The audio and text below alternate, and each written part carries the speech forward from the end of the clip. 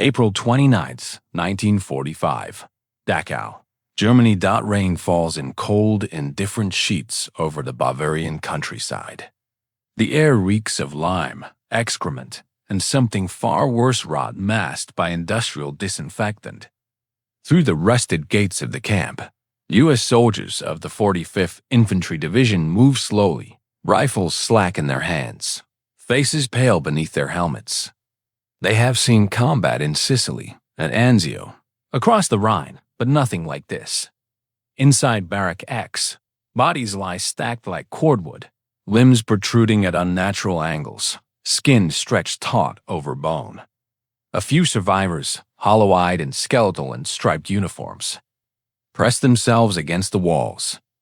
Too weak to speak, too broken to hope. Then, in a narrow courtyard behind the crematorium, they find them SS guards. Not fleeing, not fighting, standing in silence, hands raised, faces blank. One, a young man no older than 22, stares past the soldiers, toward the railway siding where cattle cars once unloaded thousands into hell. His uniform is immaculate, his boots polished, his hands clean. A sergeant from Oklahoma steps forward. He looks into the guard's eyes, not for remorse, not for fear, but for anything human. He finds only vacancy. In the days that follow, this moment will echo across Europe. The collision of absolute evil with the raw calculus of justice. Some guards will beg. Some will run. Some will be shot where they stand. Others will vanish into the chaos of a dying empire, only to be hunted for decades. What happened to the SS? When the camps fell was not just retribution. It was the world waking up. Long before the smoke of liberation rose over Dachau, before the gas chambers of Auschwitz churned day and night, the foundation of Nazi terror was laid not in battlefield strategy, but in bureaucracy. It began quietly in 1933 with a single camp near Munich. Dachau was never meant to be a death factory. It was designed as a warning. Heinrich Himmler, then head of the Munich police, announced its opening on March 22, 1933. The camp is for the protection of the people, he declared, and for the isolation of those who threaten the new Germany. The first inmates were political opponents, communists, social democrats, trade unionists dragged from homes in the dead of night under the Reichstag fire decree. They were not soldiers. They were teachers, journalists, shopkeepers. Yet Dachau became the blueprint. By 1936, a standardized model emerged. Barbed wire, watchtowers, roll call squares, barracks divided by category red triangles for political prisoners, green for criminals, pink for homosexuals, black for asocials, and yellow for Jews. The Statankampfverband, the Death's Head units, were formed under Theodor Eich, a former psychiatric orderly turned ideological fanatic. Eich instilled a doctrine: hardness is the highest virtue. Compassion was treason. The camps were not yet extermination centers. That transformation came with war. When Germany invaded Poland in September 1939, the SS seized the opportunity. New camps sprouted across occupied territory: Stutthof, Sachsenhausen, Ravensbrück. But it was after the invasion of the Soviet Union in June 1941 that the system mutated into industrialized murder. Operation Barbarossa opened the floodgates. Millions of Soviet Poles, Jews, Roma, and partisans fell into German hands. The Einsatzgruppenmobil killing squads began mass shootings in the east, but the method was deemed too slow, too public, too psychologically taxing on the killers.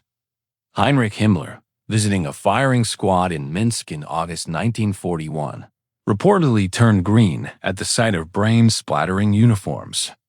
Efficiency was needed. Secrecy was paramount. Thus, the final solution crystallized not in a single meeting, but through a cascade of decisions. At the Wannsee Conference in January 1942, Reinhard Heydrich, the architect of genocide, coordinates the logistics. Not with rage, but with cold precision. Train schedules, labor allocations, soap production from fat, human hair for mattress stuffing. 6 extermination camps are erected in occupied Poland. Chelmno, Belkik, Sobibor, Treblinka, Majdanek, and Auschwitz-Birkenau. These are not prisons. They are factories. Auschwitz alone will consume more than 1.1 million souls, 90% of them Jews. The SS does not merely guard these places, they operate them. From the selection ramp to the gas chamber to the crematorium, every step is managed by SS men with clerical precision. The guards are not all sadists. Many are ordinary men, farmers, clerks, mechanics, drafted into service. Some volunteer. They live in tidy compounds just beyond the wire, with gardens, cinemas, and weekly mail from home. Their wives bake cakes. Their children play. And 500 meters away, smoke rises day and night. By 1944, the system sprawls across Europe. Over 44,000 camps, ghettos, and detention sites form a continent-wide apparatus of dehumanization. The SS commands it all 200,000 strong, answerable only to Himmler. Their power is absolute. Their secrecy sacrosanct, but cracks are forming. The Red Army is advancing from the east. The Western Allies push through France. And in the corridors of SS headquarters in Berlin, panic begins to whisper. The world is coming. As the Allies close in, the SS faces a dilemma: preserve the system or erase it. By late 1944, the Nazi Empire was bleeding from every frontier. The Red Army stood less than 100 kilometers from Auschwitz. In the west, American tanks rolled through the Hürtgen forest. The illusion of victory had evaporated, and with it the SS's confidence in secrecy. Heinrich Himmler, Reichsführer SS and now also commander of Army Group Vistula, knew the camps were liabilities. Their existence was no longer hidden. Allied reconnaissance photos showed rail lines converging on Birkenau. Intercepted radio traffic hinted at mass movements. Escapees like Rudolf Verba and Alfred Wetzler had smuggled out detailed maps and death counts.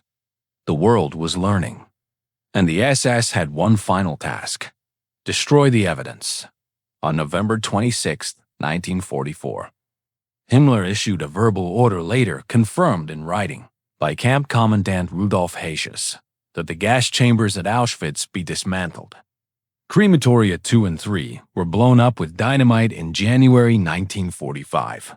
The ovens were smashed. Documents were burned in open pits or stuffed into furnaces. But destruction was never total. Too much had been recorded. Too many witnesses remained. Then came the death march as Soviet forces approached from the east. In January 1945, the SS began evacuating camps with brutal haste. At Auschwitz, 56,000 prisoners, many barely able to stand, were forced westward in sub-zero temperatures. Those who collapsed were shot. SS guards marched alongside them, revolvers in hand, faces hardened by months of denial and fear. Over 15,000 died en route. At Stutthof, prisoners were driven into the freezing Baltic Sea and shot. At Grossrosen, columns stretched for miles. Ghosts in rags stumbling through snowdrifts, pursued by the roar of artillery. The purpose was twofold: remove witnesses and exploit slave labor until the last possible hour. Factories like those at Buchenwald and Mittelbau-Dora, where V-2 rockets were assembled by starving hands, remained operational even as the front lines neared. Albert Speer, Hitler's armaments minister, had insisted that production continue. The SS complied, not out of loyalty to industry, but because slave labor was their currency. In the West, the situation was chaotic but distinct. American and British forces liberated camps like Natzweiler-Struthof in France and Herzogenbusch in the Netherlands in late 1944. But the major killing centers Auschwitz, Majdanek-Treblinka in the Soviet path. The Western Allies would not witness the full horror until April 1945, when they reached Buchenwald, Bergen-Belsen, and Dachau. As liberation neared, discipline frayed. Some commanders, like Joseph Kramer at Bergen-Belsen, later dubbed the Beast of Belsen, tried to maintain order, even negotiating with British forces to prevent chaos. Others simply fled. At Buchenwald, Commandant Hermann Pister vanished in April 1945, leaving behind a camp teeming with typhus and 21,000 unburied corpses. At Dachau, guards abandoned their posts hours before the Americans arrived, except for a small contingent who stayed, perhaps waiting for orders that would never come. Himmler, ever the opportunist, began hedging his bets. In February 1945, he secretly met with Count Folke Bernadotte of the Swedish Red Cross, offering to surrender concentration camps in the West to the Allies, excluding Jews, whom he still deemed non-negotiable. The offer was a cynical ploy, but it revealed his growing desperation. By April, as Berlin burned, Himmler would try to position himself as a peacemaker, only to be denounced by Hitler, stripped of all commands, and forced into hiding. The SS, once the iron spine of the Reich, was now a network of fugitives in uniform. Their orders shifted from extermination to survival. Burn the files. Shred the uniforms. Blend in. Some buried their insignia. Others shot their own subordinates to eliminate witnesses. A few even donned prisoner clothing and joined the columns they had once herded like cattle, yet they could not outrun time. On April 11, 1945, U.S. troops entered Buchenwald. On April 15th, British forces reached Bergen-Belsen, where 13,000 unburied bodies lay in open fields and 60,000 starving prisoners clung to life. On April 29th, the 45th Infantry Division rolled up to Dachau's gates. The camps were falling, and with them, the men who ran them would face a reckoning unlike any in modern history. The first encounters between liberators and SS guards were not planned. They were raw, immediate, and often lethal. When U.S. Army medic Charles Reynolds entered Dachau on April 29, 1945, he found prisoners clawing at the eyes of a captured SS guard with their bare hands. They didn't want him dead, Reynolds later recalled. They wanted him to feel what they'd felt. This moment repeated in Bergen-Belsen, Buchenwald, and Mauthausen was not merely vengeance. It was a reclamation of humanity through confrontation. Survivors, many weighing less than 80 pounds, would stare into the eyes of their tormentors, searching for recognition, for shame, for any sign that the guard understood the magnitude of his crimes. Most found nothing. The SS had been trained to see prisoners as untermenschen subhumans unworthy of empathy. Yet in the chaos of liberation, that ideology collapsed. A former capo at Auschwitz described watching an SS officer beg in broken Yiddish, "I only followed orders." The survivors spat in his face. Justice, in those first hours, was not legal, it was visceral. The SS had contingency plans for everything, even defeat.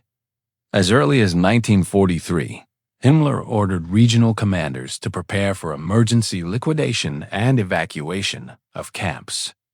By 1944, these protocols were codified. Destroy records, execute key prisoners, especially resistance leaders, and march the rest away from advancing fronts. At Auschwitz, this meant blowing up crematoria and burning thousands of files.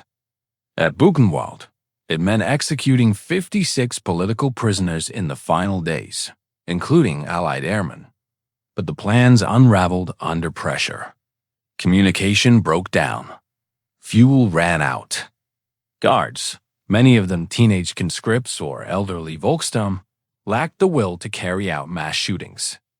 In several camps, local commanders negotiated surrenders with prisoner resistance groups to avoid bloodshed.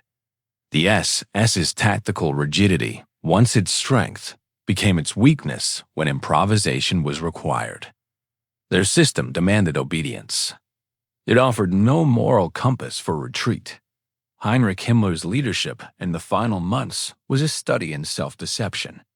He had built the SS as an order of racial knights. Yet by 1945, he was bargaining with neutrals, hiding behind pseudonyms, and even authorizing limited prisoner releases to curry favor. His contradictory orders reflected a mind in collapse. On one day, he demanded all evidence destroyed. On another, he instructed camp doctors to preserve hygiene for incoming Allied inspections. Meanwhile, the true architects of the Holocaust were vanishing. Adolf Eichmann, head of RSHA 4B4, the department that organized Jewish deportations, burned his files in April 1945 and fled Berlin disguised as an Luftwaffe corporal. Joseph Mengele, the angel of death of Auschwitz, buried his research notes and slipped into the anonymity of rural Bavaria. Even Rudolf Asches, commandant of Auschwitz, adopted a false identity as a farm laborer in Schleswig-Holstein. These were not frontline soldiers retreating. They were bureaucrats of genocide, betting that the world would forget. But liberation made forgetting impossible. The SS could flee the camps, but they could not escape the images the Allies captured, nor the testimonies survivors began to give within hours of freedom. The fate of captured SS guards depended heavily on who found them first. Soviet forces, having endured Nazi atrocities on an unimaginable scale, mass graves at Babi Yar, the siege of Leningrad, the burning of entire villages, showed little appetite for restraint. At Majdanek in July 1944, the Red Army captured the camp largely intact, including its gas chambers and warehouses filled with victims' shoes. Within weeks, Soviet military tribunals sentenced 6S personnel to death. They were hanged publicly in Lublin, with thousands watching. SMERSerts, the Soviet counterintelligence unit, interrogated captured guards with brutal efficiency, often executing them after extracting names of fugitives. In contrast, Western allies, though horrified, generally adhered to the Geneva Conventions. At Dachau, US commanders quickly disarmed and detained SS personnel, even as enraged GEs nearly lynched them.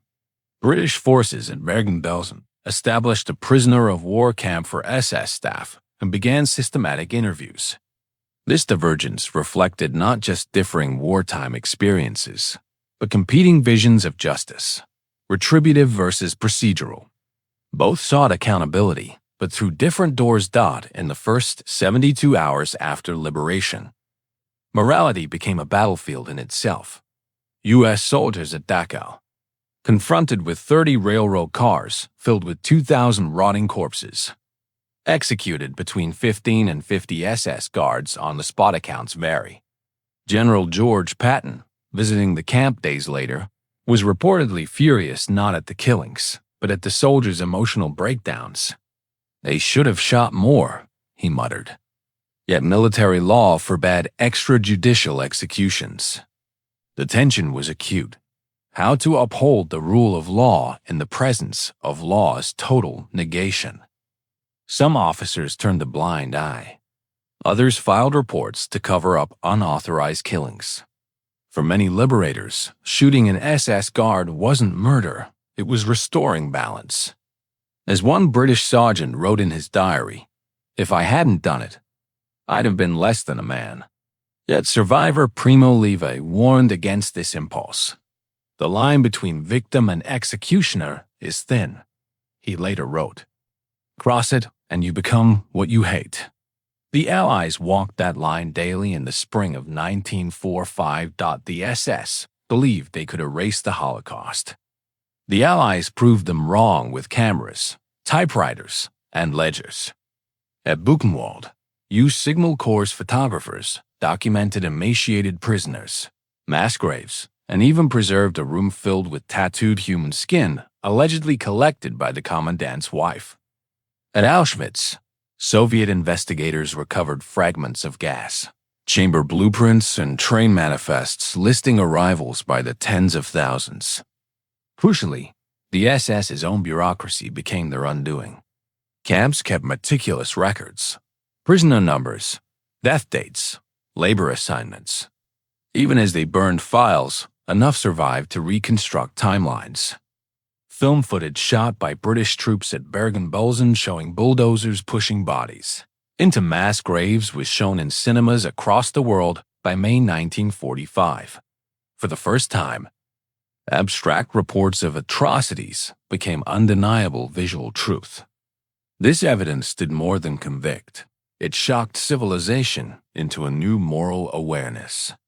The camera, once a tool of Nazi propaganda, became the Allies' most powerful weapon in the war for memory. As the bodies were buried and the interrogations began, one question loomed larger than all others. What do you do with men who believed they were doing the right thing? April 29, 1945. Dachau, Germany.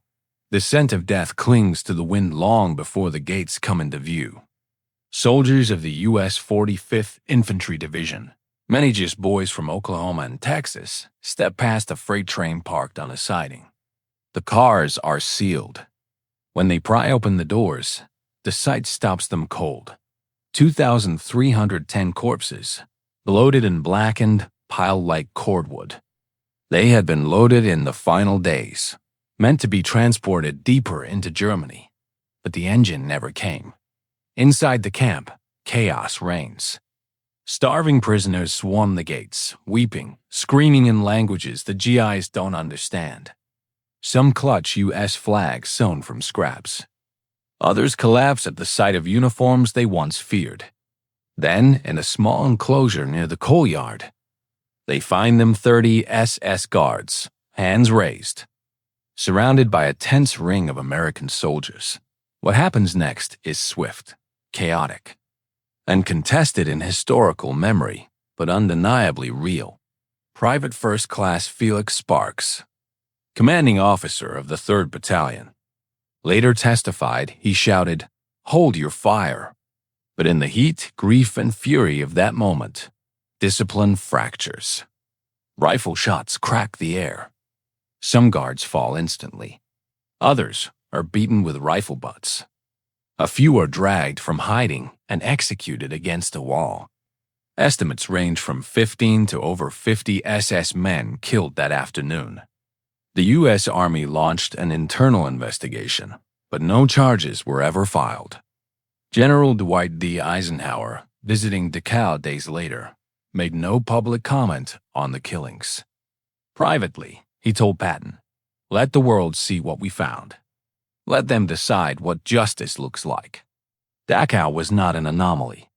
At Mauthausen in Austria, liberated by the 11th Armored Division on May 5, 1945, U.S. troops discovered a parachutist's wall, a cliff where prisoners were forced to leap to their deaths.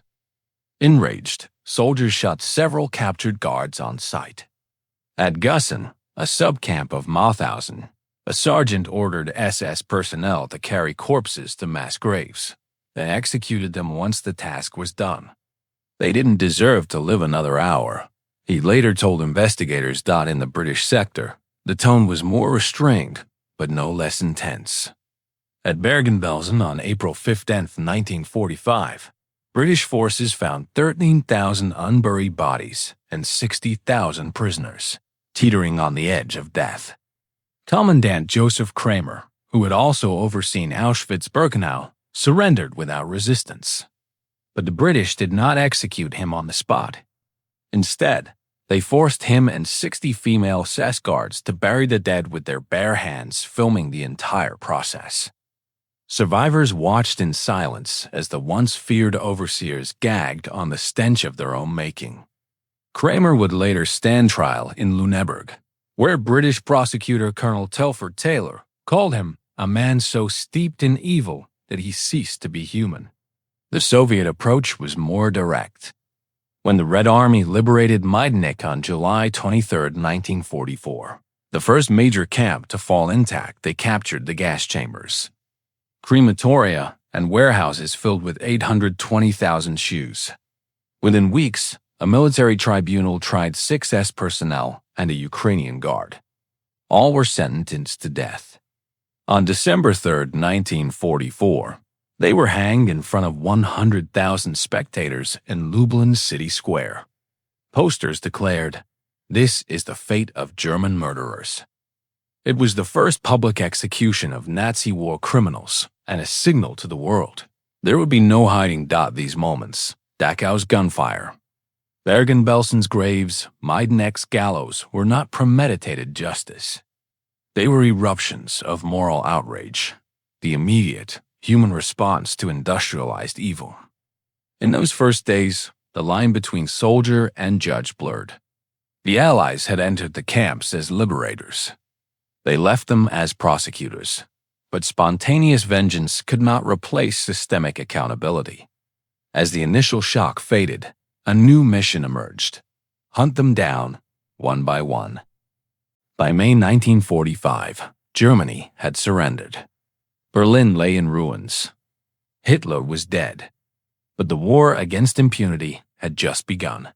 Allied intelligence units, once focused on battlefield strategy, now pivoted to a new objective: identify, locate, and detain every SS officer, camp guard, and administrative enabler who had participated in the machinery of genocide. This was no simple task. The SS had dissolved into the civilian population, some burning uniforms, others forging discharge papers, many claiming they were cooks, clerks, or medics with no knowledge of atrocities. But the Allies had an advantage. The prisoners themselves died at Buchenwald. A clandestine prisoners' resistance committee had secretly documented the names, ranks, and crimes of hundreds of SS personnel. Within 48 hours of liberation, they handed U.S. investigators a list of 80 key perpetrators, including Camp Commandant Hermann Pister. At Dachau, former inmates pointed out guards from lineups, often with chilling precision. That one beat my brother to death on a Pauplitz. That one selected my mother for the gas at Birkenau. One of the earliest and most methodical efforts came from the U.S. Army's Counterintelligence Corps, CIC. Operating out of Munich and Frankfurt, CIC teams cross-referenced camp rosters, payroll records, and prisoner testimonies. They tracked down guards hiding in monasteries, working as farmhands, or posing as displaced persons. In June 1945, CIC agents arrested Martin Gottfried Weiss, former commandant of Dachau, in a Bavarian village. He had been living under the alias Walter Steiner, working as a carpenter. Meanwhile, the British launched their own operation. At Bergen-Belsen, the Royal Army's War Crimes Investigation teams began compiling dossiers. They recorded over 200 formal statements from survivors in the first month alone. These testimonies formed the backbone of the Belsen trial, the first major war crimes proceeding held by the Western Allies. It opened on September 17, 1945, in Lamberg with 45 defendants in the dock, including Joseph Kramer and Irma Gries, the 22-year-old angel of death, known for whipping prisoners and setting dogs on them. The trial was unprecedented. Survivors took the stand not as victims, but as witnesses to history. Dr. Ada Binko, a Polish-Jewish physician who lost her parents and child in Auschwitz, testified calmly, clinically, describing selections, medical experiments, and daily brutality. Her composure stunned the courtroom. When asked how she endured, she replied, "I kept my mind. That was my resistance." The verdicts came swiftly. Kramer, Gries, and 8 others were sentenced to hang. On December 13, 1945, they were executed at Hamelin Prison by British hangman Albert Pierrepoint. As he placed the noose around Gries's neck, she whispered, "I am not afraid." Pierrepoint later wrote, "She died as she lived without remorse." In the American zone, justice moved just as decisively, but through military tribunals. The Dachau trials, convened in November 1945, prosecuted 1,672 individuals across 489 proceedings. The first case targeted 40 staff from the Dachau concentration camp itself. Evidence included photographs of the death train, survivor testimonies, and SS personnel files recovered from Berlin. All but one were convicted. 36 received death sentences, but the most significant legal innovation came not in Germany, but in the halls of international law. On August 8, 1945, the Allies signed the London Charter, establishing the International Military Tribunal at Nuremberg. For the first time in history, individuals would be held criminally responsible for crimes against humanity, not just for violating the laws of war, but for violating the conscience of mankind. The SS, as an organization, was indicted as a criminal conspiracy. Himmler, though dead by suicide in May 1945, was named posthumously. His top deputies, Ernst Kaltenbrunner, Oswald Pohl, Otto Ohlendorf, stood trial, their fate sealed not by battlefield capture, but by paper trails, photographs, and the voices of those they tried to silence. Yet even as the trials began, a shadow loomed. Thousands of SS men were already gone. They had slipped through cracks in the occupation zones, vanished into forests, or boarded ships bound for distant shores. The hunt, it turned out, would last decades, and vengeance, in its purest form, would be carried not by soldiers, but by survivors. On October 1, 1946, the International Military Tribunal at Nuremberg delivered its final judgments. In a wood-paneled courtroom once used by Nazi Party rallies, 22 high-ranking officials sat in the dock, among them Hermann Göring, Joachim von Ribbentrop, and Albert Speer. But it was the fate of the SS that sent the clearest message to history. The tribunal declared the Schutzstaffel a criminal organization. Not merely its leadership, but the entire structure, its regional commands, its concentration camp divisions, its intelligence branches, was found guilty of crimes against peace, war crimes, and crimes against humanity. Membership alone, the judges ruled, could constitute complicity, unless proven otherwise. Over 200,000 former SS members suddenly found themselves legally tainted, barred from public office, and subject to denazification tribunals. The verdict was more than symbolic. It redefined international law. For the first time, individuals could be held accountable not just for battlefield misconduct, but for participating in a system designed to exterminate entire peoples. The concept of crimes against humanity, a term coined during the trial, entered the legal lexicon permanently, yet justice was uneven. Of the 24 major war criminals indicted, only 12 were sentenced to death. 3 were acquitted. Others, like Speer, received 20-year sentences by claiming ignorance, a defense many historians now reject. And while the top echelon faced judgment, the rank-and-file guards, the men who pulled triggers on death marches, who stood watch as children were gassed, often slipped through the cracks.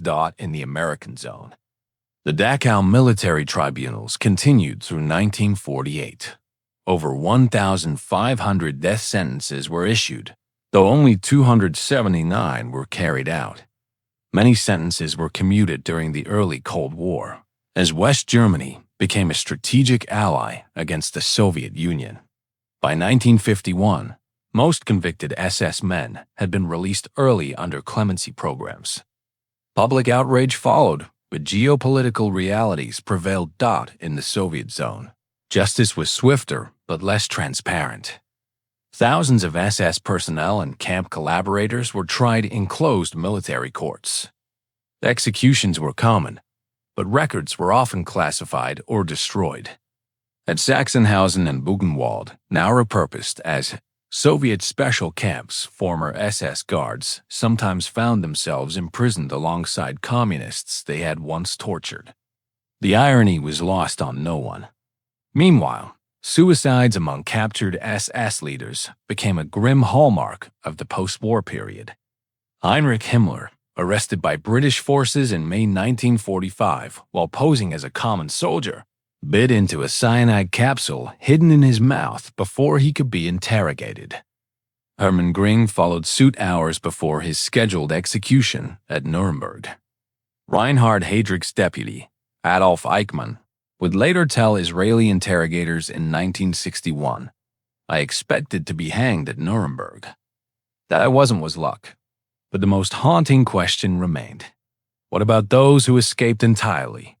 While courts convened and sentences were read, a silent exodus was already underway. Through ratlins in Italy, forged Red Cross passports, and covert support from sympathetic clergy, former SS officers began rebuilding lives far from Europe's reckoning.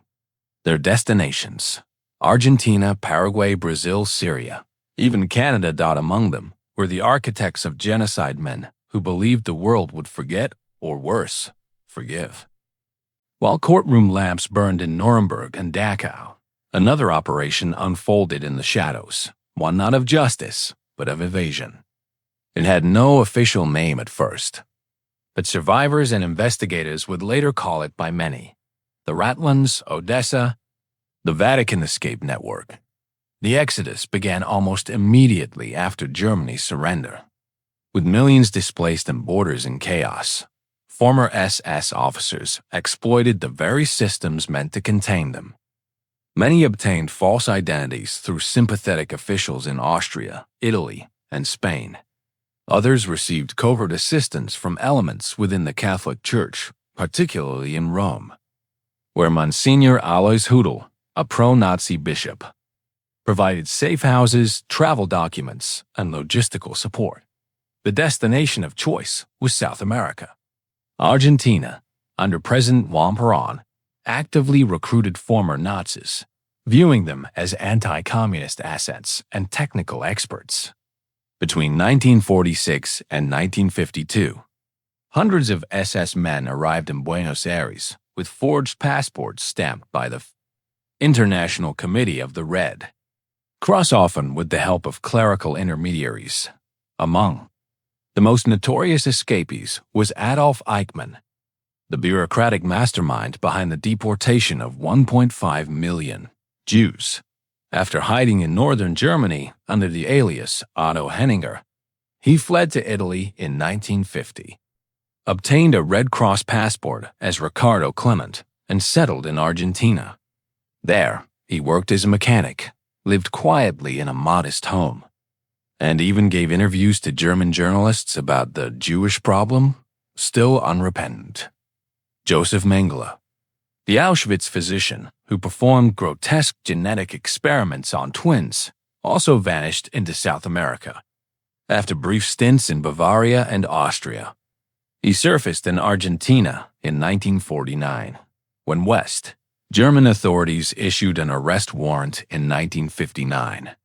He fled to Paraguay, then Brazil, always one step ahead of justice. He drowned in 1979 while swimming off a Brazilian beach, never brought to trial. Franz Stangl, commandant of Sobibor and Treblinka, escaped to Syria, then Brazil. He was tracked down in São Paulo in 1967 by Nazi hunter Simon Wiesenthal and extradited to West Germany.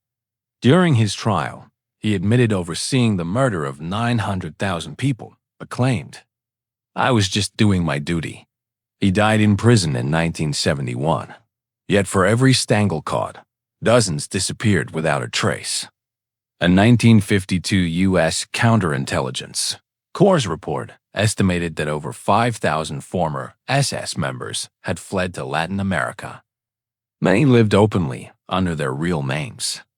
Others integrated seamlessly, working as engineers, farmers, even schoolteachers. In Paraguay, ex-SS officer Joseph Schwamberger became a local police chief. In Egypt, Otto Skorzeny, the commando who rescued Mussolini-trained military units for Nasser.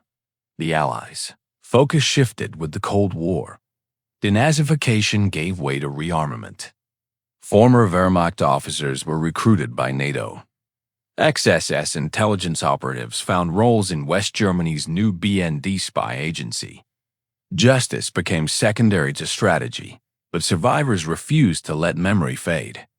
In 1953, West Germany established the Central Office of the State Justice Administrations for the Investigation of National Socialist Crimes in Ludwigsburg.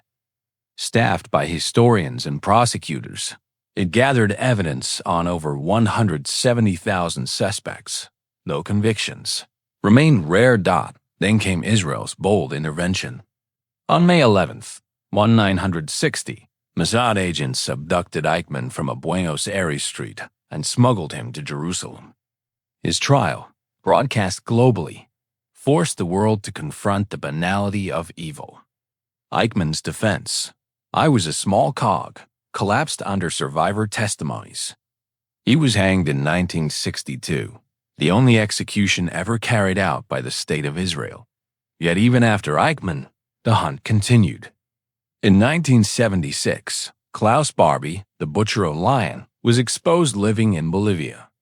Extradited to France in 1983, he died in prison. In 2011, at age 90, John Demyanenko, Ukrainian-born guard at Sobibor, was convicted in Germany as an accessory to murder. His trial set a new legal precedent. Simply serving at a death camp was enough for guilt. But thousands evaded justice entirely. Some died peacefully in their beds. Others were never identified. The SS may have lost the war, but many of its men won time. And time, in the absence of accountability, becomes complicity. The silence they sought was never complete, because the witnesses refused to disappear. In the quiet of a Berlin archive, a single photograph endures.